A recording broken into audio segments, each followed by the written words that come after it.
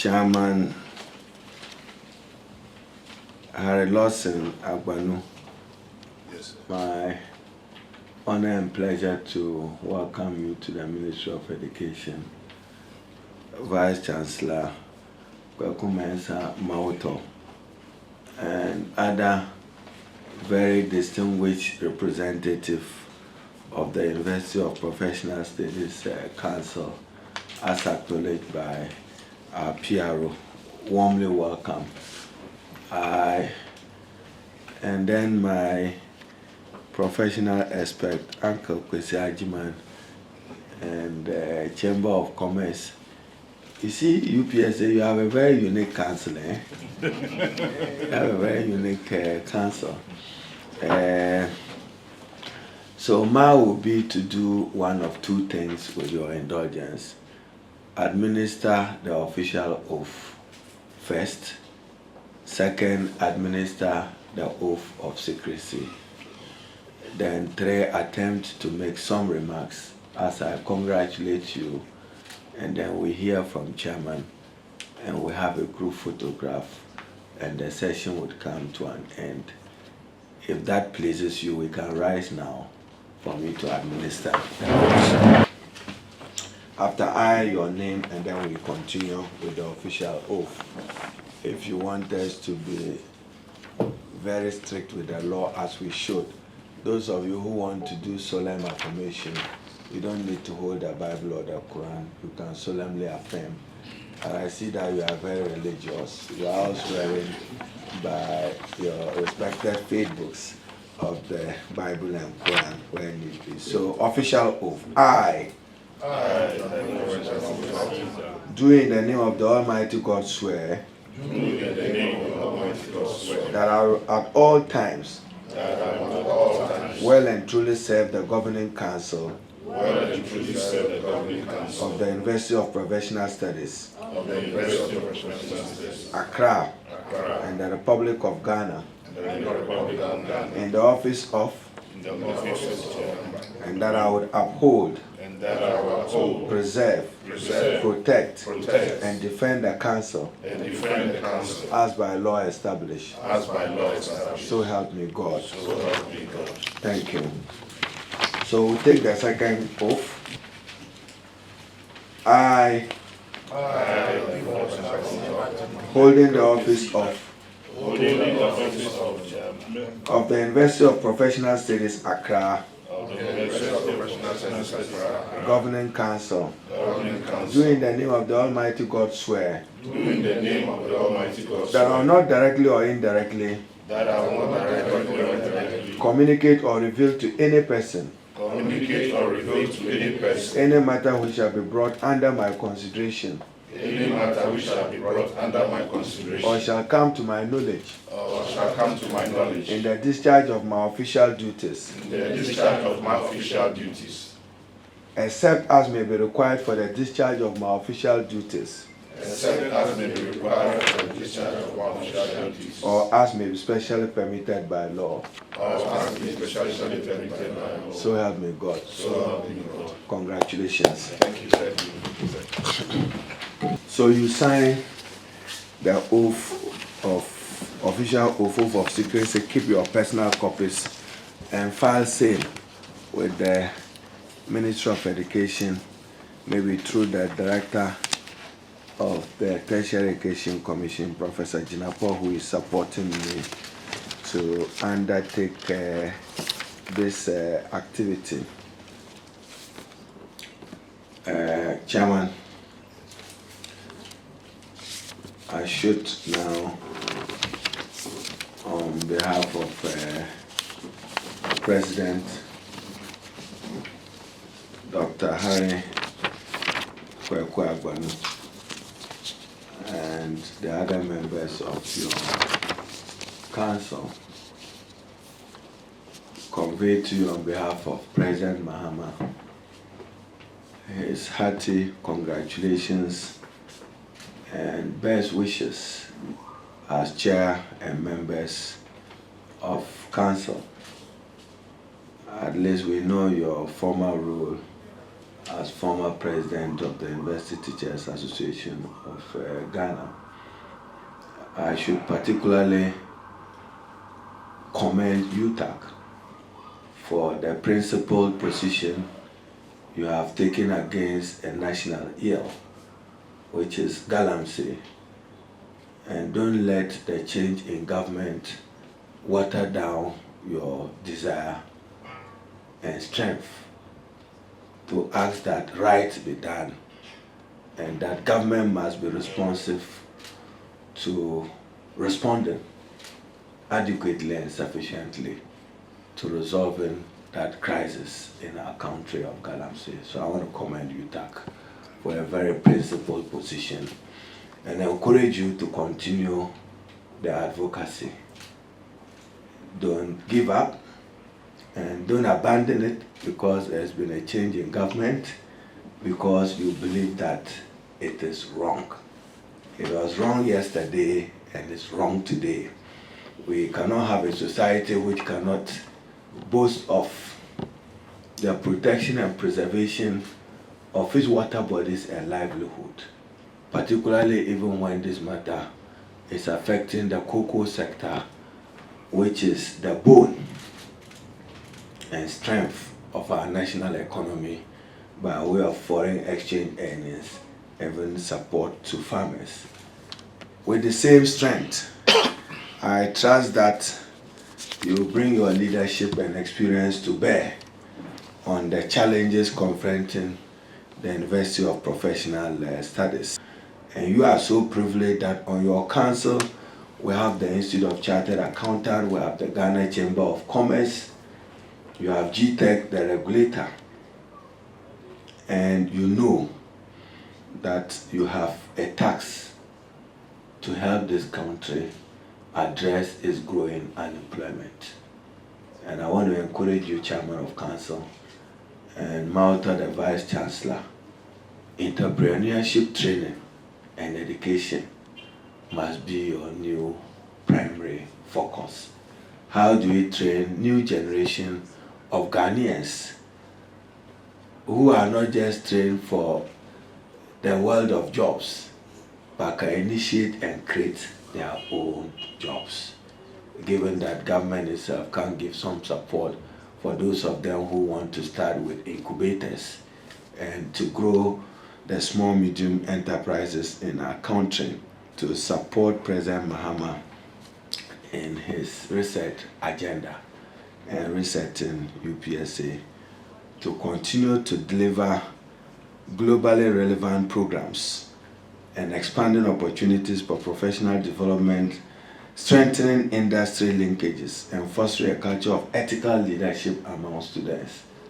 Out there, forgive me for repeating myself, I've had the privilege to chair the Human Resource Committee of Parliament, and I'm sure many of you have chaired some HR panel somewhere.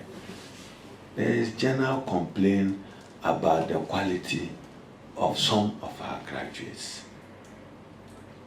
Let's not take it for granted. Even though out in 10, there may be one or two who are not living up to the calling. But those of you in industry and commerce have had cause to question at interviews the quality of our graduates. We can't afford to, particularly for those of you training persons in the professional area.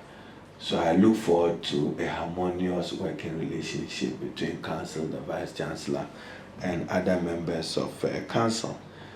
It is President Mahama's belief to build bridges between academia and the world of work, and to provide leaders who can drive Ghana's development agenda.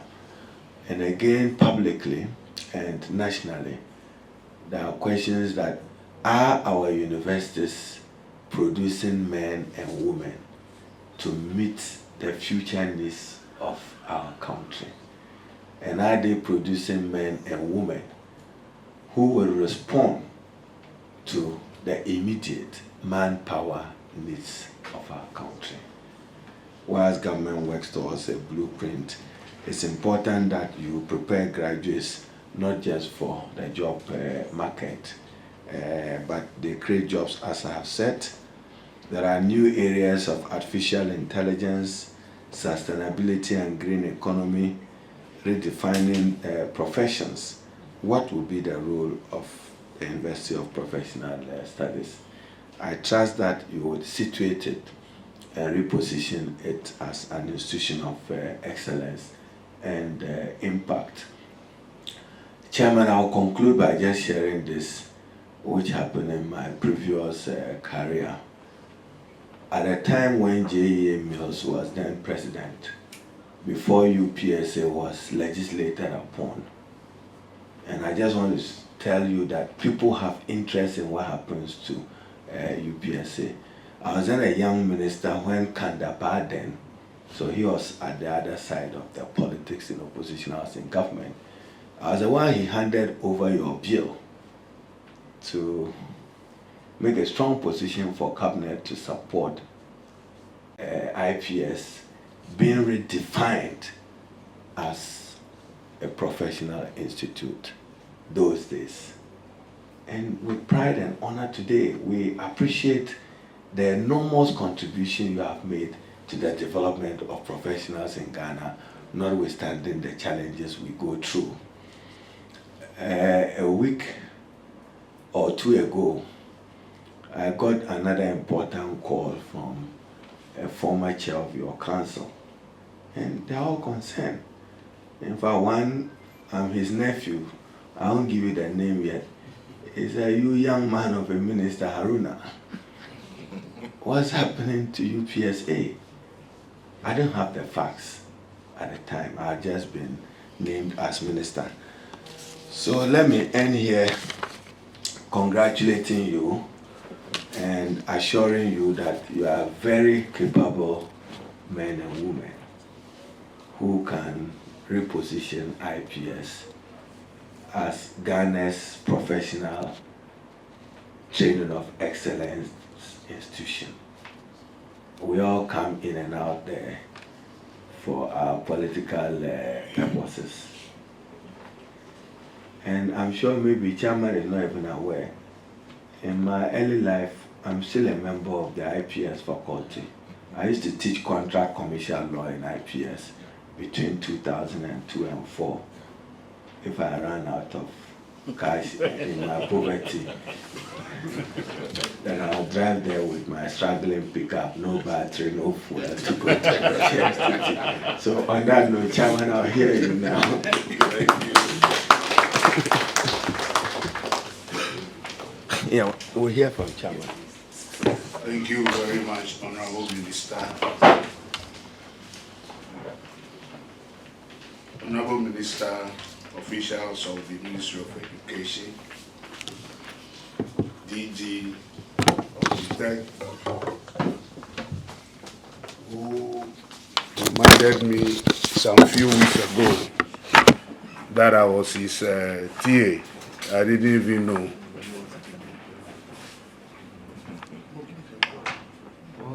Yes. Ladies and gentlemen, we consider it a privilege and an honor to be selected among the millions of Ghanaians to serve in this critical sector of our economy, education.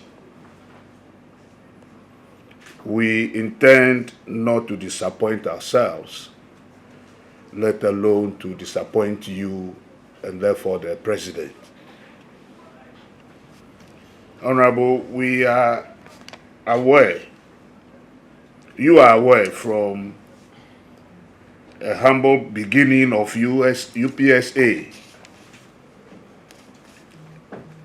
but today UPSA has come a very long way and is forcefully asserting itself as an institution of choice for both Ghanaians and foreigners. Our intention is to make UPSA even better, God being our help.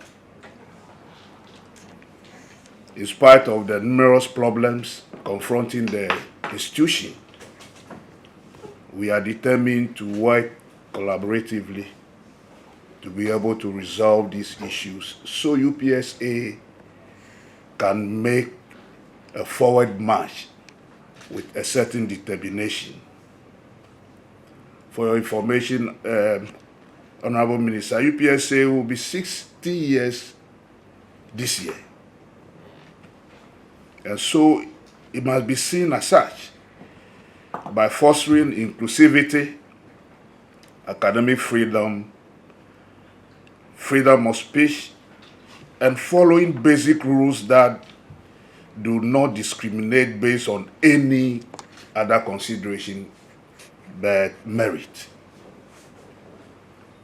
We will do our best to resolve the issues and would need your support when the need arises so that together we can reposition the institution to fulfill its mandate as an institution that trains professionals.